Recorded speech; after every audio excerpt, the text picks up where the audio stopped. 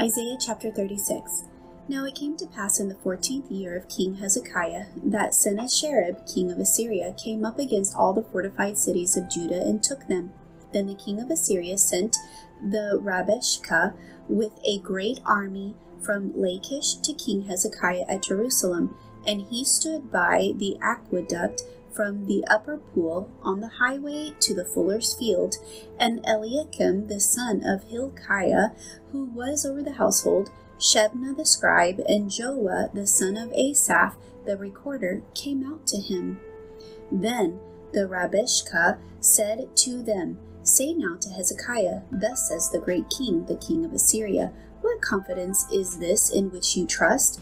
I say you speak of having plans and power for war, but they are mere words. Now, in whom do you trust that you rebel against me?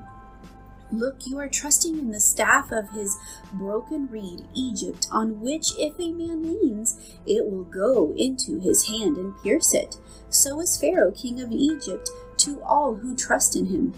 But if you say to me, We trust in the Lord our God, is it not he whose high places and whose altars Hezekiah has taken away, and said to Judah and Jerusalem, You shall worship before this altar?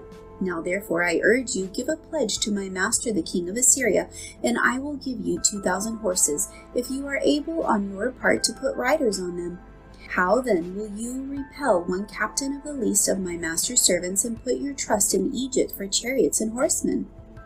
Have I now come up without the Lord against this land to destroy it? The Lord said to me, Go up against this land and destroy it.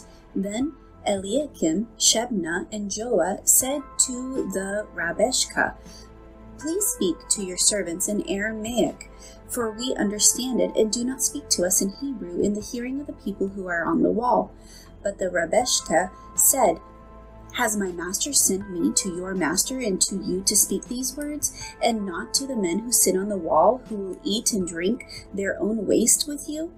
Then the Rabeshakeh stood and called out with a loud voice in Hebrew, and said, Hear the words of the great king, the king of Assyria. Thus says the king, Do not let Hezekiah deceive you, for he will not be able to deliver you. Nor let Hezekiah make you trust in the Lord, saying, The Lord will surely deliver us. This city will not be given into the hand of the king of Assyria.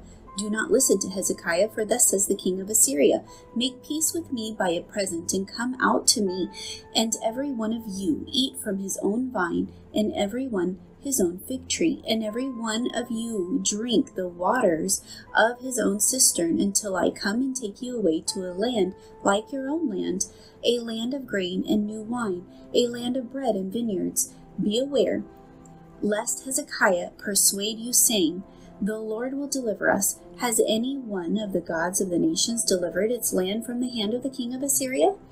Where are the gods of Hamath and Arpad? Where are the gods of Sepharvaim? Indeed, have they delivered Samaria from my hand? Who among all the gods of these lands have delivered their countries from my hand, that the Lord should deliver Jerusalem from my hand? But they held their peace, and answered him not a word, for the king's commandment was, Do not answer him. Then Eliakim the son of Hilkiah, who was over the household, Shebna the scribe, and Joah the son of Asaph the recorder, came to Hezekiah with their clothes torn, and told him the words of Rabeshakeh.